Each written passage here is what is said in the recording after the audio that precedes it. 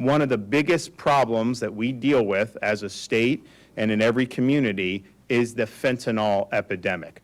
And there's a lot of different ways you deal with it. We've worked hard on education, particularly in the schools, to let students know, you take some drug off the street. If that has fentanyl laced into it, that could be all she wrote. This is very, very deadly. We've also enacted a program called the CORE Network, Coordinated Opioid Response Network, that tries to help people who are addicted to opioids and get them on a pathway where they can actually live and be productive members of society. And as a result, we've actually had a decrease in overdose, which very few states are having. But as important as that is, the education, trying to push down on the demand, helping with the treatment, you have to hold people accountable who are trafficking in this poison.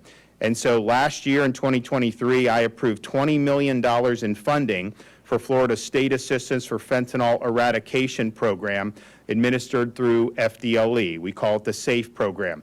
The SAFE grant makes it possible for local agencies to conduct large-scale drug trafficking investigations, shutting down complex organizations across the state. It provides money for local law enforcement agencies to be used in these fentanyl trafficking investigations for training as well as for investigative supplies. And so how have law enforcement agencies across the state responded? They've made a big impact. January of this year, here in Polk County, the Sheriff's Office utilized SAFE to arrest 11 suspects trafficking in fentanyl and cocaine, and they seized 8 pounds of fentanyl.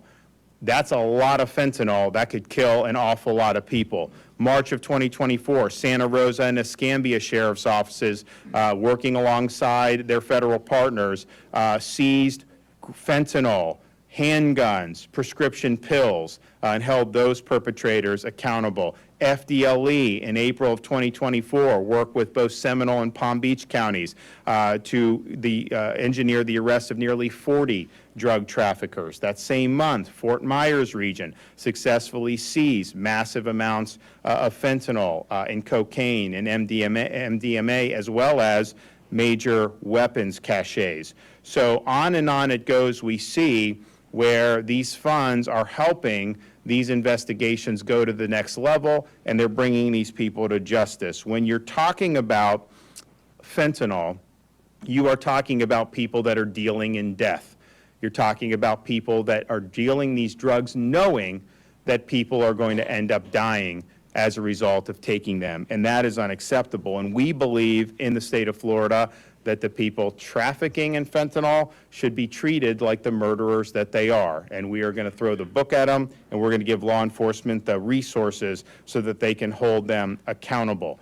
If you look at what we've been able to do just with SAFE funds, we have seized close to 70 kilograms of fentanyl, as well as over 60,000 pills of fentanyl.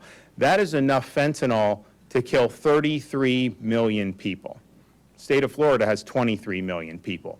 So that is an awful lot of hazardous substances that our law enforcement has been able to interdict. And I can tell you that if it weren't for those funds and some of the success, that you would have had more people die from fentanyl overdose. There's just no question about it. Now, because this grant has been successful, I have approved an additional $8.5 million in this year's budget to continue its operation for a second year. We're going to do all we can to protect the people of Florida, but particularly young people, our kids, our grandkids, from the scourge of the fentanyl epidemic. And you don't have to look very far and wide in our society today to find a parent who has lost a son or daughter because of fentanyl overdose. It is ravaging communities all across the country.